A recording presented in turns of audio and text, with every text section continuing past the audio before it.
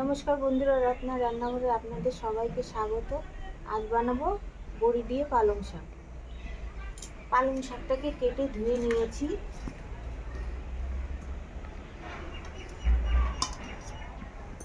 আলু বেগুন কেটে নিয়েছি, সটি কাঁচা লঙ্কা কেটে নিয়েছি, পেঁয়াজ কেটে নিয়েছি, রসুন থেতো করে নিয়েছি, টমেটো কেটে নিয়েছি।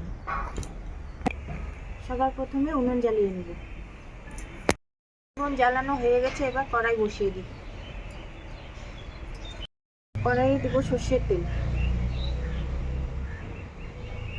এবারে বড়িগুলোকে লাল লাল করে ভেজে নেব।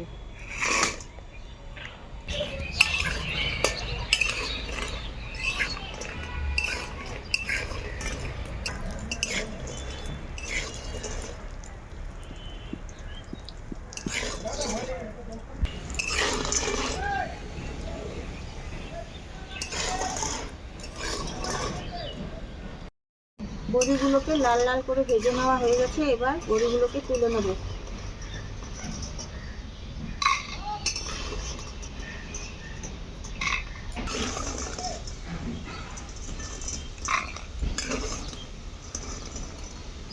তেলে টমেটোটাকে ভেজে নেব, টমেটো থেকে কাঁচা গন্ধটা বেরিয়ে যাবে।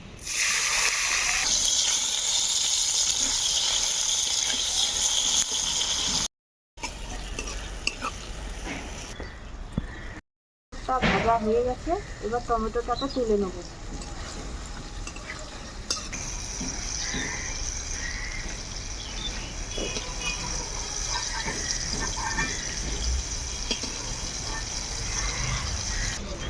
ওই তেলে আরেকটুখানি তেল দিয়ে দিব,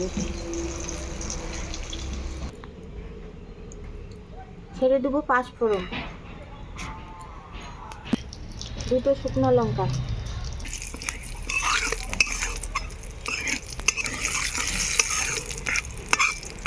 এবারে দেবো রসুন থেতো করা,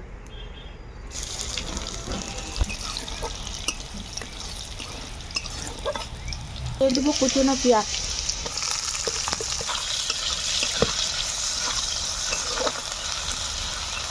এবার ছেড়ে দেবো আলু বেগুনটা। আলু বেগুনটাকে ভালোভাবে লাল করে ভেজে নেব।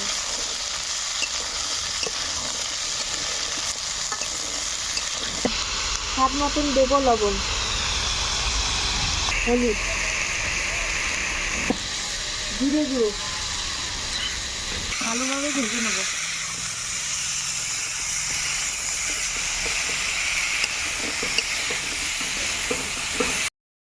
এবারে ছেড়ে দেবো কাঁচা লঙ্কা আর মটরশুঁটি।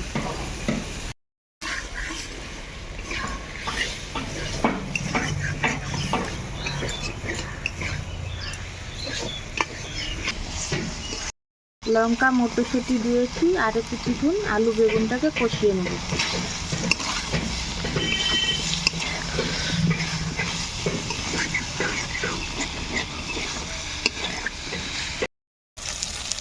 আলু বেগুনটাকে কষিয়ে নেওয়া হয়ে গেছে, যে আলু বেগুন থেকে তেল ছাড়তে শুরু করছে। এবার কেটে দিয়ে রাখা সবজিটা ছেড়ে দেবো।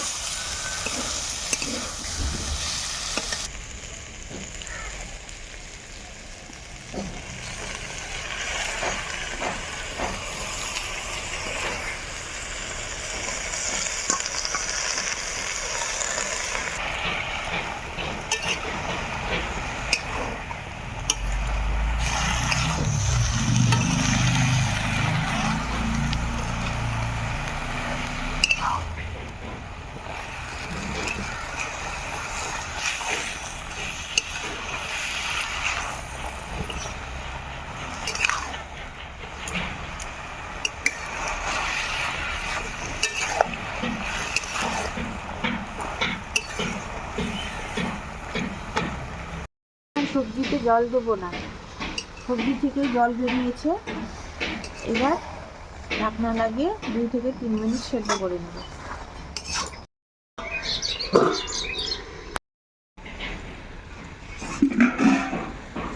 শাকের জলটা টেনে নিয়েছে,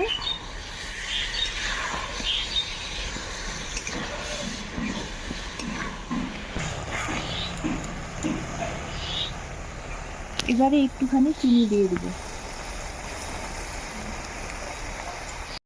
সবজিটাকে আরেকটুখানি কষিয়ে নিয়ে জল দেবো, জল দিয়ে বড়িগুলোকে ছিঁড়ে দেবো।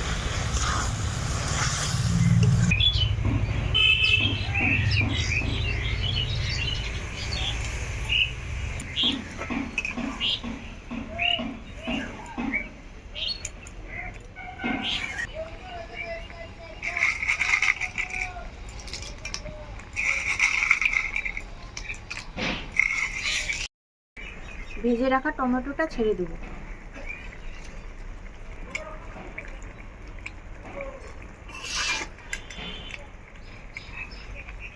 কাঁচ দিয়ে 2 থেকে 3 মিনিট সেদ্ধ করে নেব। বড়িগুলো তাহলে একটু সেদ্ধ হয়ে যাবে। 3 মিনিট পর ঢাকনা খুলে চেক করে নেব।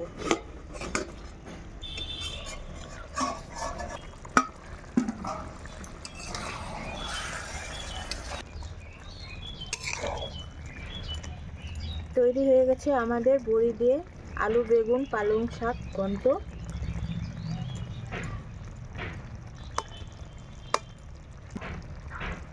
এবারে সবজিটাকে তুলে নেব।